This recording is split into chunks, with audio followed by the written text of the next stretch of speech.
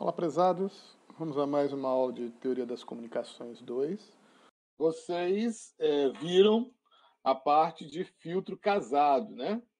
Também chamado filtro de correlação, né? Filtro casado, filtro de correlação, né? Então, por exemplo, a gente tinha lá um sinal original, G de T, né? Como um pulso retangular. E nesse caso eu tinha uma resposta impulsiva no filtro casado, que é H de T.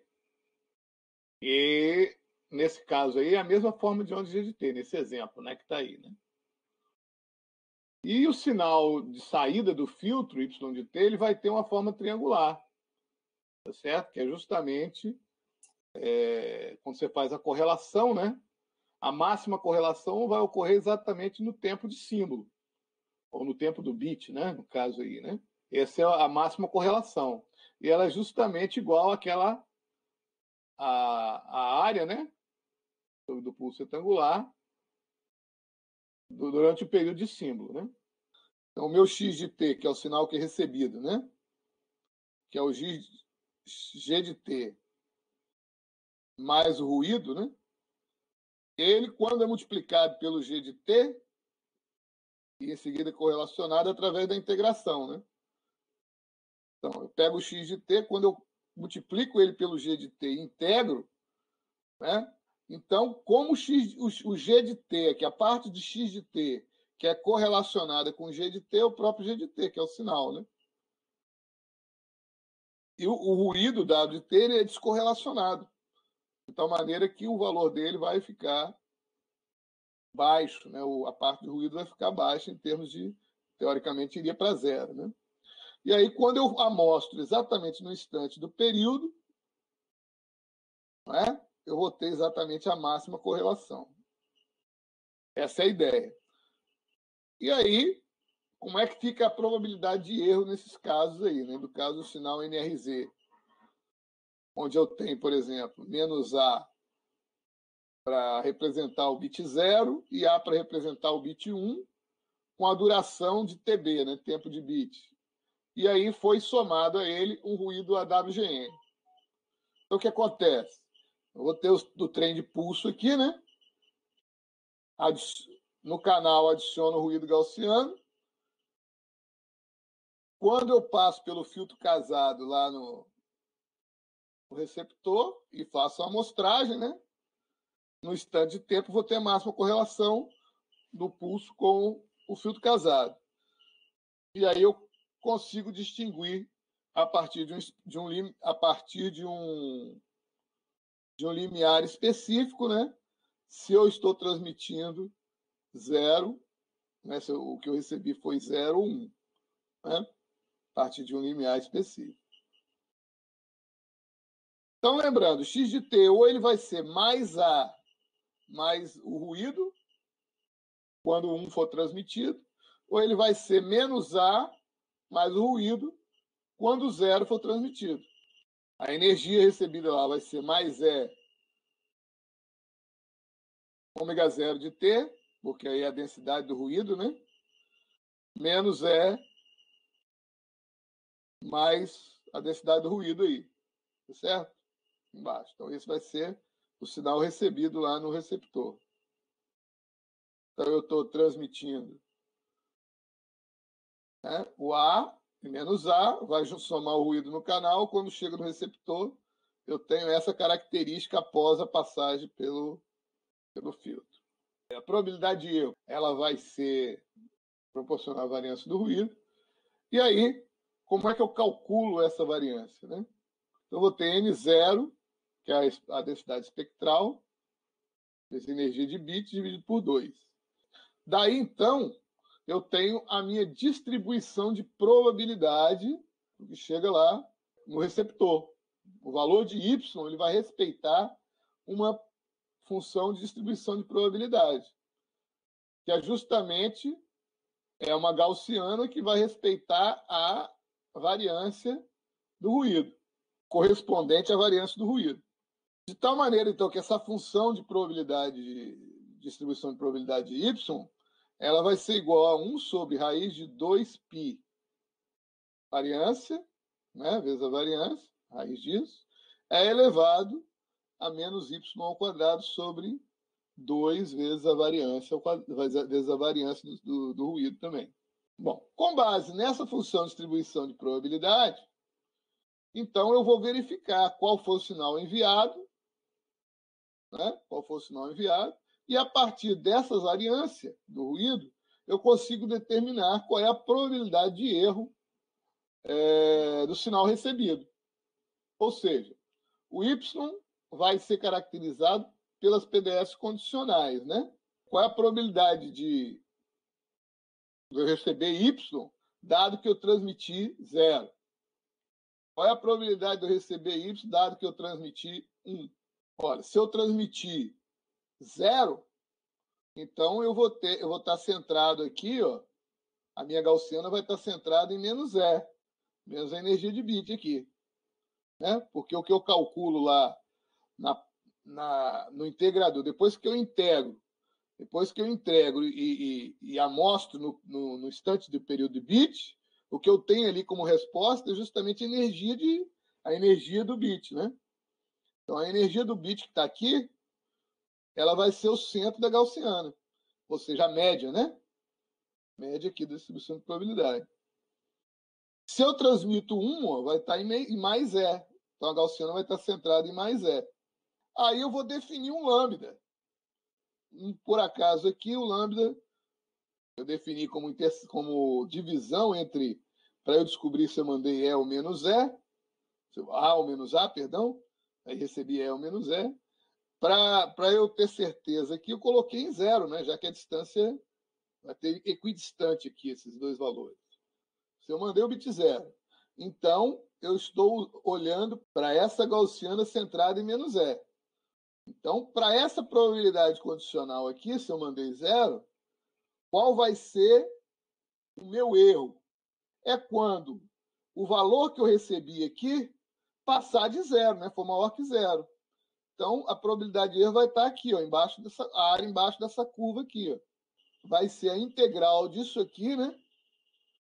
De 0 até infinito. Ó. Quando eu transmitir o bit 1, em vez de bit 0, então a função de probabilidade de Gauss vai estar centrada aqui, né? Vai estar centrada aqui em E. Logo, para eu entender o que foi transmitido como menos E, né, só vai acontecer, a probabilidade disso acontecer vai estar embaixo dessa parte da curva aqui. Ó, né? Só se for menor do que 0 que eu receber. Eu vou entender como eu mandei 0 e não 1. Então, eu tenho que integrar esse cara aqui, essa função, de menos infinito até 0. Agora, então, basta decidir, né? É aquele caso. Então, vamos recapitular. Basta decidir se o valor de y no instante da amostragem vai corresponder a y menor do que esse do lambda, então vai ser 0. Ou y maior do que lambda, que aí vai ser 1. Probabilidade de receber 1 tendo mandado 0, que é o caso do erro, né? O erro é justamente a probabilidade de receber 1 tendo mandado 0. Então vai ser a integral de 0 até infinito da distribuição de probabilidade centrada, com a gaussiana centrada em menos E, né? Do mesmo modo, a probabilidade de receber 0 tendo mandado 1 é, como a gente já viu falado, a integral de menos infinito até lambda, né? No caso aqui, no meu caso lá, o lambda escolhido era 0, mas eu posso não ser 0 lambda, né? Por isso que ali está lambda em vez de... Então, tanto aqui está lambda, quanto aqui está lambda, né? No nosso caso lá, o lambda sendo 0, ok, mas nem sempre eu preciso escolher o lambda igual a 0, tá? Não necessariamente. Mas nesse caso aqui, vai ser exatamente a integral de menos infinito até lambda, ou até 0, no caso, dessa distribuição de probabilidade, da distribuição de probabilidade centrada em mais E. Aí, o que é a probabilidade de erro total, né? Probabilidade de erro total, eu tenho que somar essas duas probabilidades. A probabilidade de eu mandar 0, de eu mandar 1 de eu mandar 0 e receber 1, e a probabilidade de eu mandar 1 e receber 0. São probabilidades condicionais. Porém, essa probabilidade condicional ela depende também da probabilidade do bit a ser mandado ser 0 ou ser 1, né? Eu estou calculando a probabilidade de erro. A probabilidade de erro é a soma dessas duas probabilidadezinhas aí. A probabilidade de eu mandar 0 e receber 1 e a probabilidade de eu mandar 1 e receber 0. Essa é a probabilidade de erro. Só que qual é a probabilidade de eu mandar 1? Qual é a probabilidade de eu mandar 0? Se os sinais forem equiprováveis, ou seja, normalmente eu mando a mesma quantidade de zeros e uns, então, nesse caso, eu tenho a probabilidade de mandar 0 em 0,5 e a probabilidade de mandar 1 em 0,5. Então, a probabilidade de erro é a probabilidade de eu mandar 0 vezes a probabilidade de ter mandado 0 receber 1. Mais a probabilidade de mandar 1 vezes a probabilidade de mandar 1 e receber 0. Como a probabilidade de mandar 0 é igual à probabilidade de mandar 1, que é meio, P01 é igual a P10, né? Pela simetria da curva de Gauss. Logo, a probabilidade de erro, ou seja, se eu calcular essa soma aqui, né? Ela vai dar exatamente igual a uma das duas probabilidades lá, o mesmo valor. Ou seja, a probabilidade de erro é exatamente uma dessas aqui só. O que nos dá, então, se a variância, né? Uma vez que a variância da curva de Gauss ela é definida pela densidade espectral de ruído, a partir da função erro complementar, que vai ser, então, 2 sobre raiz de π é integral de lambda até infinito de E elevado a t sobre 2, até o quadrado sobre 2, né? Ao quadrado sobre 2. A probabilidade de erro, então, né, definida para NRZ bipolar. A energia de bit, então, né, é 1 sobre meio de energia de bit sobre raiz de N0. Então, vai ser energia de bit sobre 2N0. Muito bem. Continuando aqui, essa análise de erro que a gente fez até agora aqui pode ser feito para transmissão PAM quaternário, né? Pode ser feita para todas as situações. Ela é definida pela densidade de ruído e a energia efetiva, né? A energia efetiva de bit lá. Se eu estiver trabalhando com mais de um bit dentro do símbolo, né? Estou trabalhando transferindo símbolos. Aí eu vou analisar por símbolo. E eu estou transferindo mais de um bit. Então, a energia que eu tenho que colocar aqui é energia de símbolo, em vez de ser energia de bit. Aí eu calculo a probabilidade de erro de símbolo. Uma vez calculada a probabilidade de erro de símbolo, dependendo da codificação que eu estou usando, se é uma codificação natural ou se é uma codificação Gray, eu posso, então, definir qual é a probabilidade de erro de bits. Os problemas não são só relacionados ao ruído, né? O ruído gaussiano. Eu tenho problemas diversos quando eu transmito o pulso no canal. Um dos grandes problemas é justamente o que a gente chama de interferência intersimbólica, né? Interferência intersimbólica. Então, a interferência intersimbólica ela acaba por distorcer os símbolos ou bits, né? Dependendo se eu estou transmitindo sinalização de bit ou símbolo, né? Ela distorce de tal maneira que um símbolo acaba ocupando tanto na parte temporal quanto a parte espectral, né? O símbolo adjacente, tá certo? Ou anterior ou posterior. Imagine esse sistema PAM binário aí, banda base, que a gente está mostrando aí, né? Esse é um diagrama de blocos. O que acontece? Você tem lá a codificação de fonte, né? Aí você tem o sinal binário, os bits. Aí vou codifico lá para NRZ, né? Um código NRZ, bipolar, unipolar, seja lá qual for, né? Vou ter um código. Aí eu vou ter ali o filtro de transmissão, né? Filtro de transmissão. Vou passar, então, pelo canal, que o canal vai introduzir, então, o canal vai introduzir aqui ó, o ruído. Além do ruído, o canal vai introduzir as distorções, que vai causar a minha interferência. Bom, aí cheguei no receptor, vou passar pelo filtro de recepção, meu filtro casado, match filter, né? Filtro de recepção. Esse filtro de recepção ele faz o quê? Integração, né? Faz a integração, multiplica pela função de transmissão. Faz a integração e amostra no tempo de símbolo, ou no tempo de bit aqui no caso, né? Porque é um bit por símbolo. E amostra no tempo de bit. Eu vou ter energia aqui do bit, né? E aí faço a decisão, de acordo com o lambda escolhido. A interferência intersimbólica, né? O que vai acontecer? O fio de transmissão vai aplicar, né, uma sequência a essa sequência binária,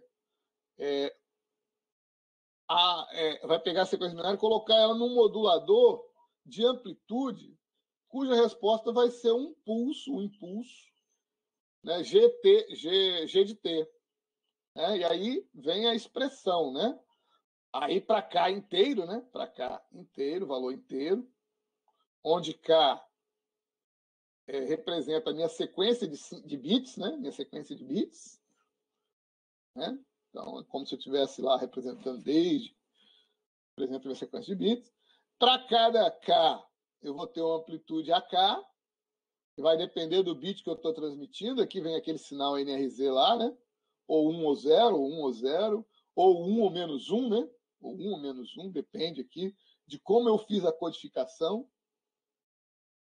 Se foi NRZ, por exemplo, bipolar, o AK vai ser 1 e menos 1, 1 e menos 1. Né? Se for NRZ unipolar, o AK vai ser 1, 0, 1, 0. E aí eu vou multiplicar por um G de T, que é uma função, né? Aqui, ó, eu estou dizendo que esse G de T é aplicado em T menos KTB, porque durante todo um período de bits, o valor de G de T ele vai ser uma função que ela existe durante o período de bits, de T até menos KTB. Esse vai ser o meu sinal enviado. Aqui, ó, eu estou considerando G de T igual a um valor constante durante todo o período de bit.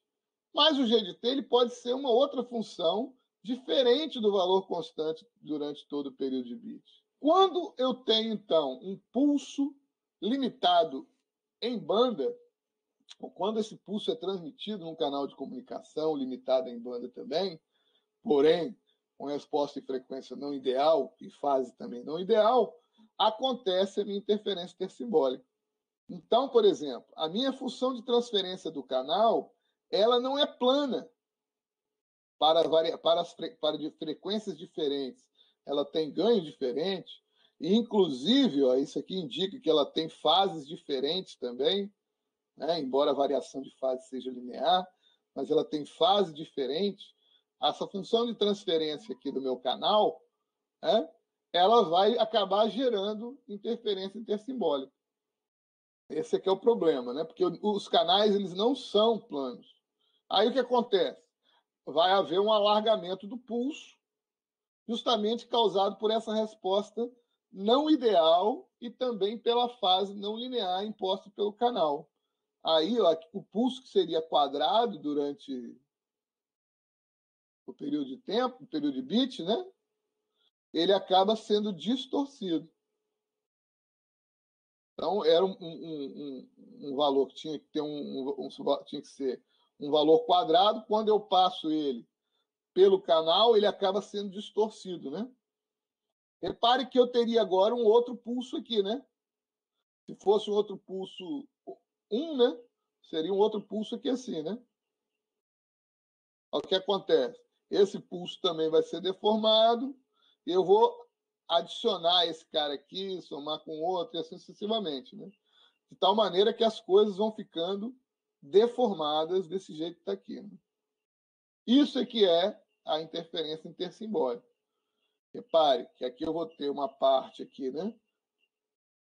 De sinal do bit anterior atuando em cima desse cara aqui, né? E do mesmo modo eu vou ter aqui, né? uma situação do próximo bit aqui a mesma coisa. Então, vou ter aqui ainda isso aqui, acrescentando aqui, né? Então, ó. E assim vai deformando todo o meu sinal. Bom, da mesma forma, mesmo que o canal fosse ideal, porém o pulso quadrado ele não é limitado em banda, né? Então, mesmo que o canal fosse plano dentro de uma largura de banda, o pulso, né, o pulso quadrado, ele tem um espectro igual a uma sinc. Esse é o espectro do pulso quadrado, né? Tem um espectro igual a uma sinc, vai de menos infinito até mais infinito. Ou seja, o espectro do pulso retangular ele não é limitado. Aí, quando eu atravesso o canal limitado em banda, o pulso vai ser distorcido, justamente devido a essa dispersão. Bom, a ISE ocorre na recepção do sinal e a cada instante de amostragem de ITB, o pulso recebido sofrerá influência dos pulsos precedentes e subsequentes, né, ao instante da amostragem, devido a essa dispersão. Então, eu tenho contribuição do iésimo pulso e contribuição dos outros pulsos adjacentes, né? Repare que, como aqui ó, o espectro do pulso vai de menos infinito até mais infinito, né? Eu também vou ter contribuição de todos os pulsos na frequência. E aí o pulso recebido ele vai ser resultado da filtragem efetuada pelo canal, ou seja, a função de transferência H de T, e pelo filtro de recepção, T de T. Meu pulso, então, vai ser a convolução, né?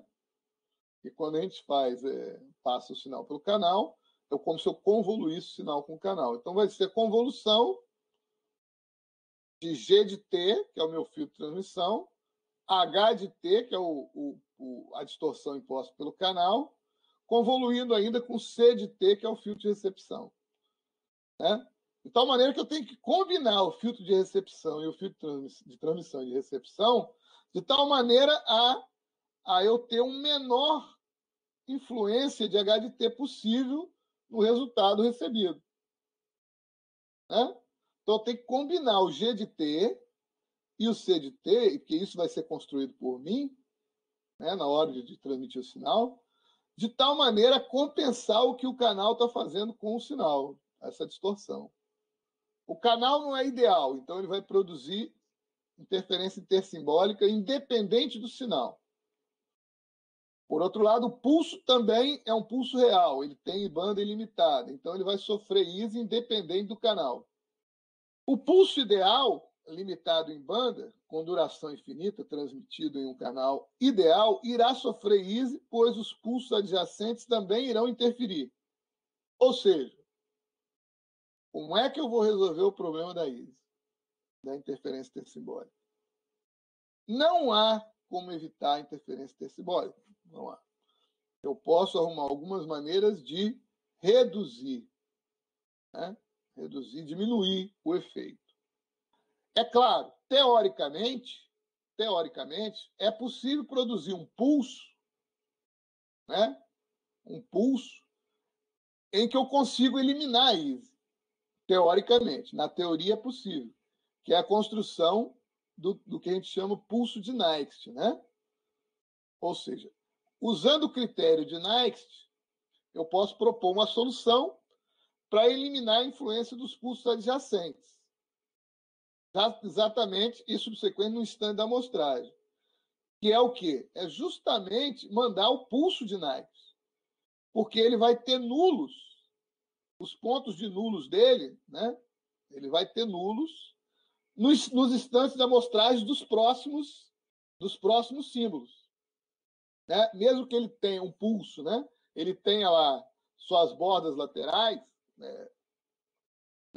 Ele se propague lá de menos infinito até mais infinito, mas exatamente no instante da amostragem, aquele valor vai passar por um nulo, né? No instante da amostragem. Então, usando esse critério de Nyquist, a resposta em frequência do pulso eu tenho uma resposta plana da largura de banda. E aí, a função que satisfaz esse critério é justamente a sinc, né? Que é chamado pulso de Nyquist, ou também chamado canal de Nyquist, o pulso de Nyquist. Né? Então, eu tenho que fazer um G de T,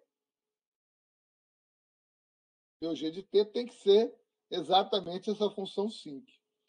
Bom, agora, problemas. Construir essa função no mundo real é impossível. Eu tenho que pegar de menos infinito até mais infinito o valor do pulso. Então, é impossível construir essa função no mundo real.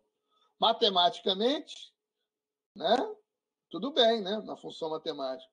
Mas, no mundo real, como é que eu vou construir um pulso de duração infinita, né?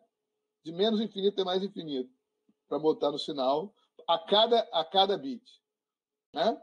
Isso aí é impossível de construir. Então, esse seria o pulso de Nyquist. Aqui, claro, aqui eu tô mostrando aqui, ó, uma parte dele. Ele vai de menos infinito até mais infinito.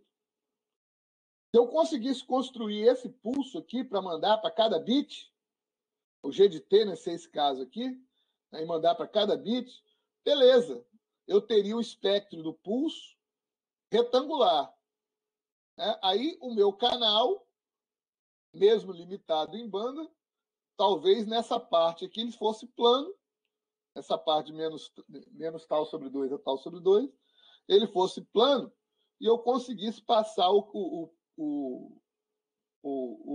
pulso sem distorção, né? Porém, eu não consigo fazer esse pulso do jeito que está aqui, na prática. Bom, o sinal, se eu conseguisse fazer esse pulso aí, né? Eu teria o sinal recebido definido pela combinação dos pulsos deslocados, né?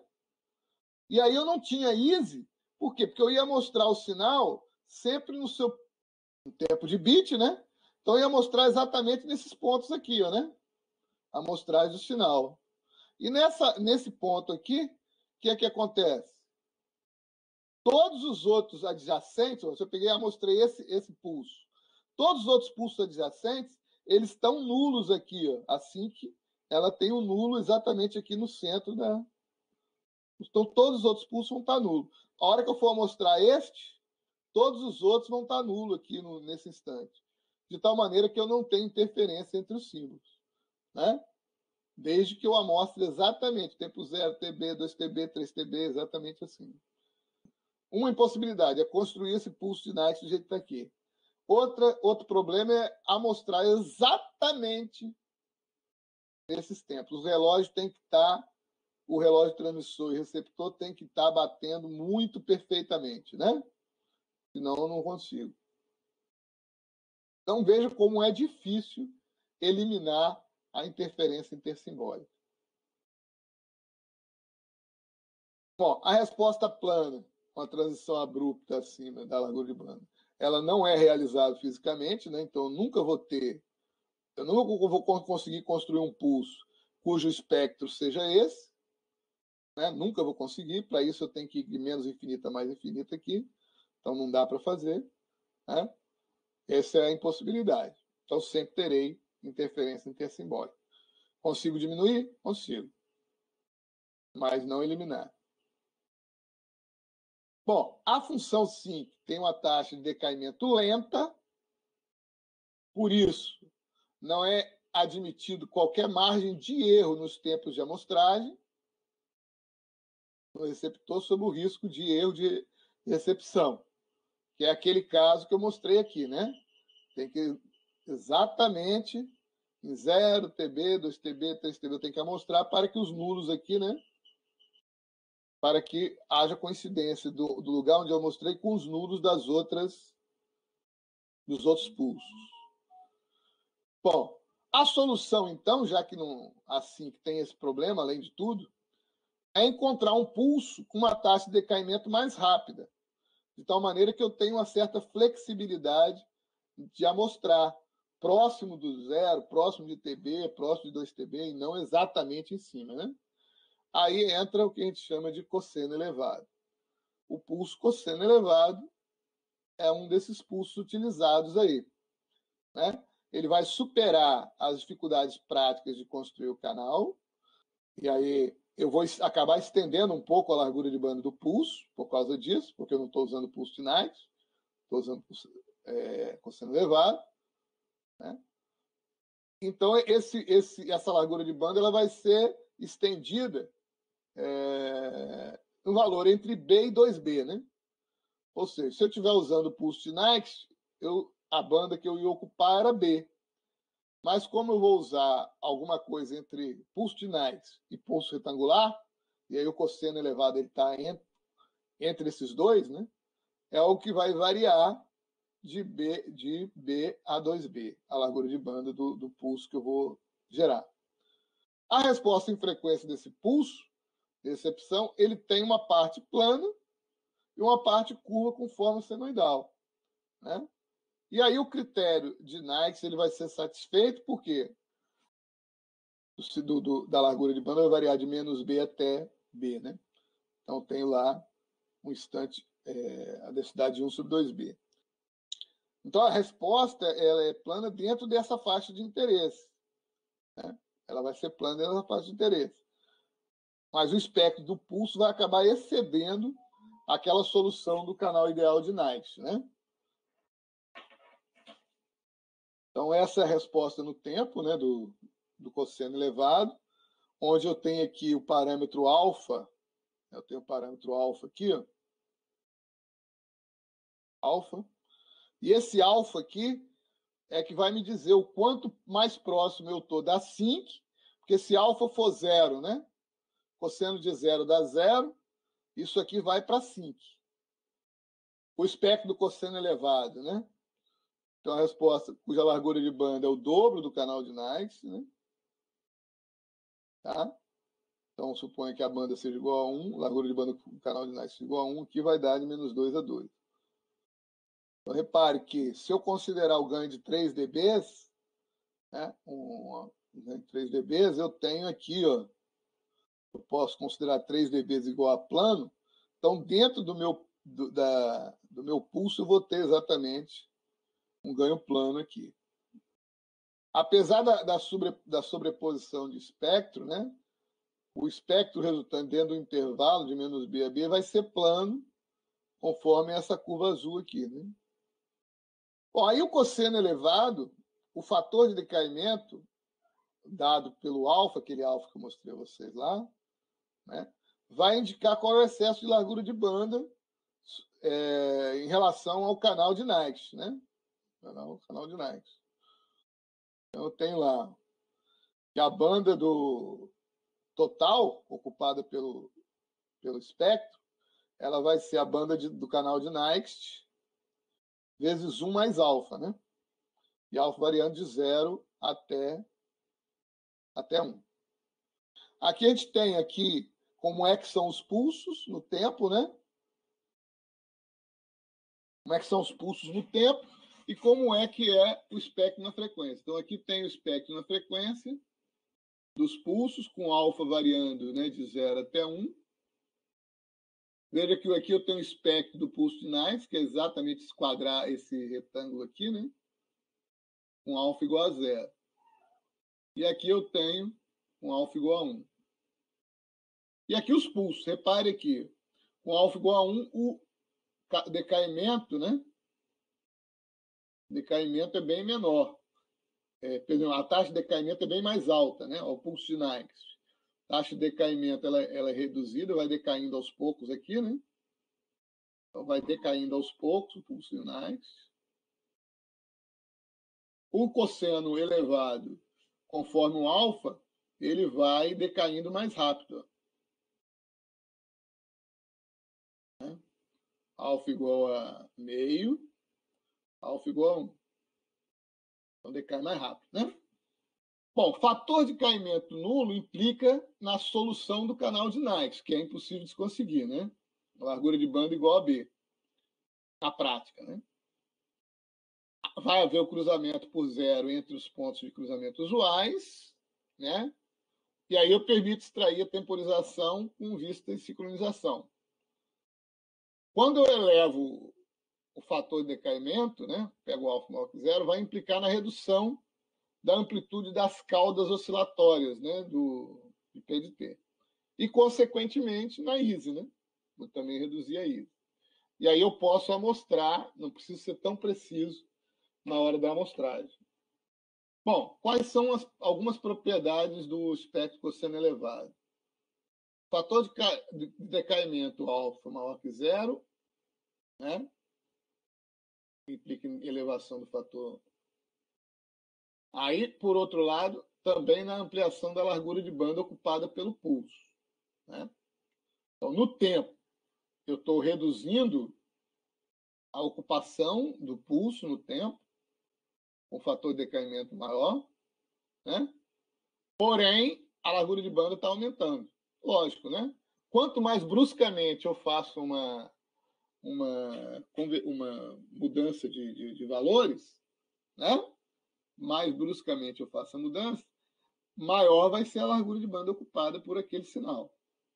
Assim, para uma mesma taxa de bits, a taxa de bits é 1 sobre o tempo de bit, né?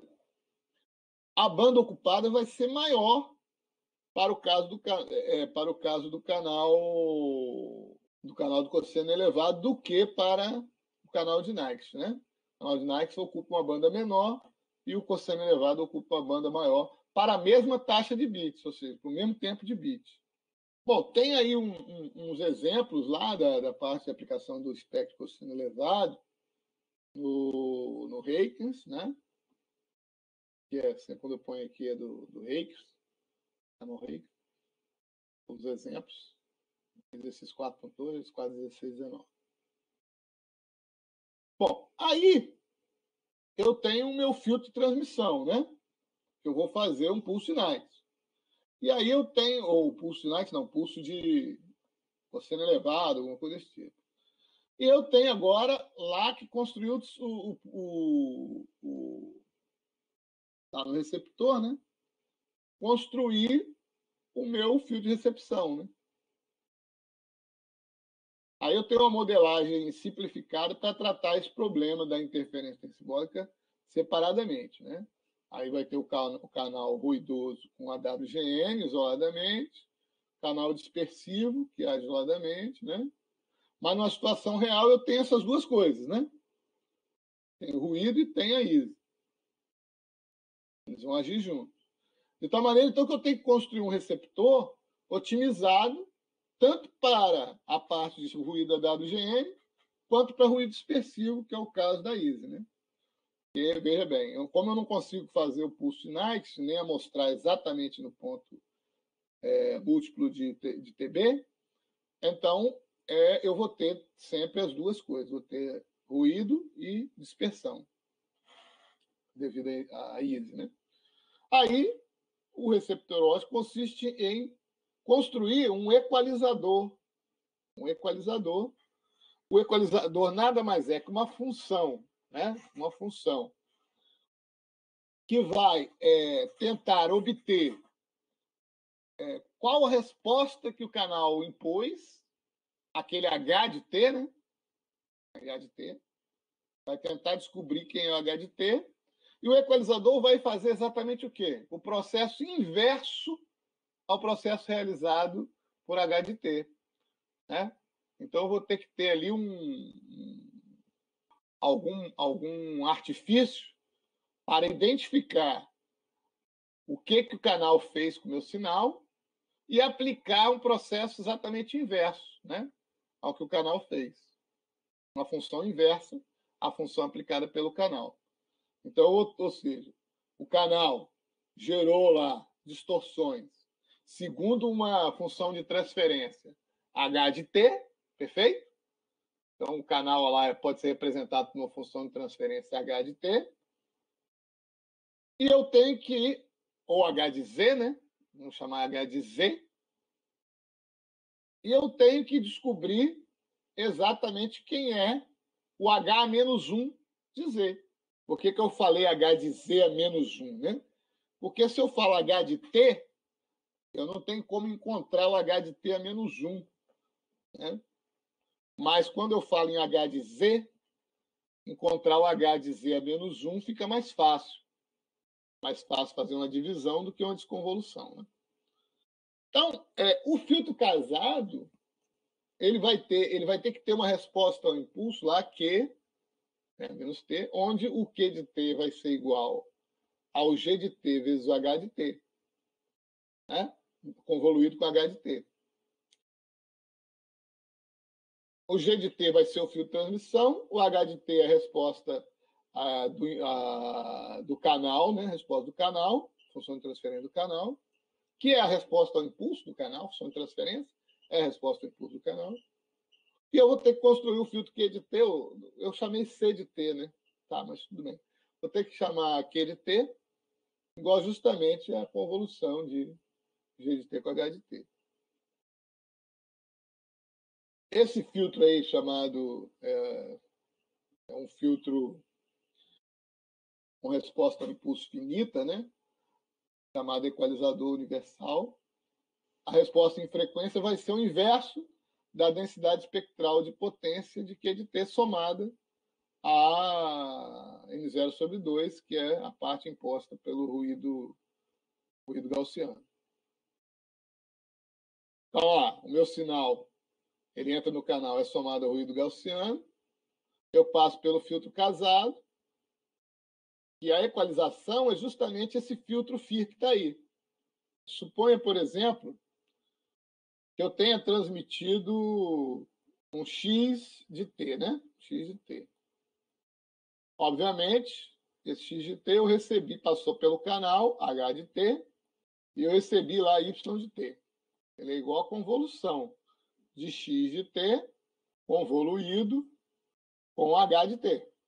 Continuando usando isso aqui no domínio do tempo, eu tenho que fazer uma desconvolução. Fazer uma desconvolução não é uma coisa simples. Mas se eu jogo isso aqui para o domínio da frequência, o domínio Z, né? O domínio da frequência, então eu vou ter aqui um Y de Z igual a um X de Z multiplicado por H de Z. Agora, então, uma vez que chegou Y de Z, se eu tiver o H de Z, eu consigo achar se eu tiver o H de Z, eu consigo achar quem é o Z, quem é o X que foi transmitido. O X que foi transmitido vai ser quem? O X vai ser igual a Y dividido por H, não é isso? No domínio Z. Se eu sei quem é H, se eu conseguir descobrir H, eu consigo, a partir do Y que chegou no meu receptor recebeu Y. E o receptor conhece quem é H. Então, ele sabe quem foi transmitido. É só fazer Y dividido por H que ele tem o próprio X que foi transmitido. Né? Então, fica fácil. Qual é o pulo do gato agora? Descobrir quem é o H. Veja que no domínio do tempo não dá para eu fazer isso, né? Mas no domínio da frequência dá, né? No domínio Z dá. Bom, como é que eu descubro, então, H?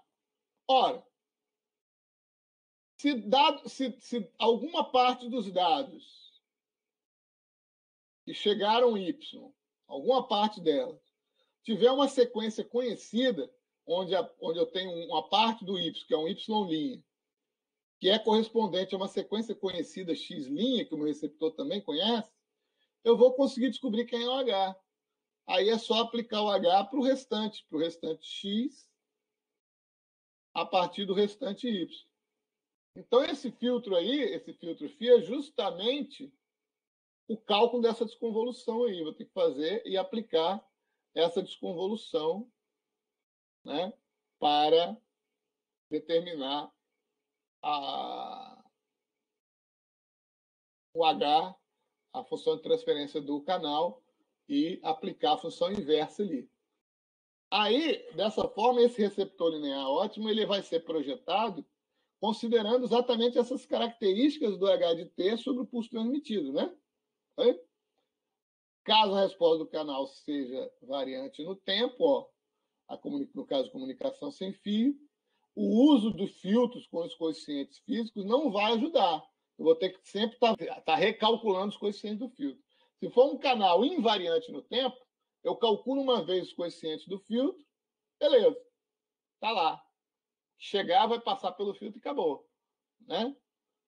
Mas se for um canal que varia com o tempo, eu tenho que ter uma dinâmica de cálculo dos novos coeficientes a cada instante de tempo, né? A cada intervalo de tempo específico lá. Bom, então aí vem a equalização adaptativa, né? Que é um algoritmo para ajustar esses coeficientes do filtro, buscando minimizar o sinal de erro.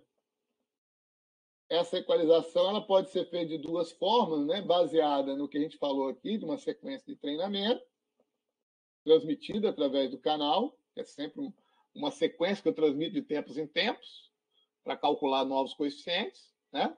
Ou a partir de tons pilotos também. É outra forma de colocar. Só que os tons pilotos, ele só vai ser possível em determinadas técnicas de transmissão. Ele não vai ser possível em todas as técnicas de transmissão, né? A sequência de treinamento, sim, é possível em todas as técnicas de transmissão. Agora, pode ser também uma transmissão cega, né? Sem sequência de treinamento conhecido. Mas aí, como é que você vai fazer para calcular esses coeficientes? Aí vamos ter que usar outras técnicas, né?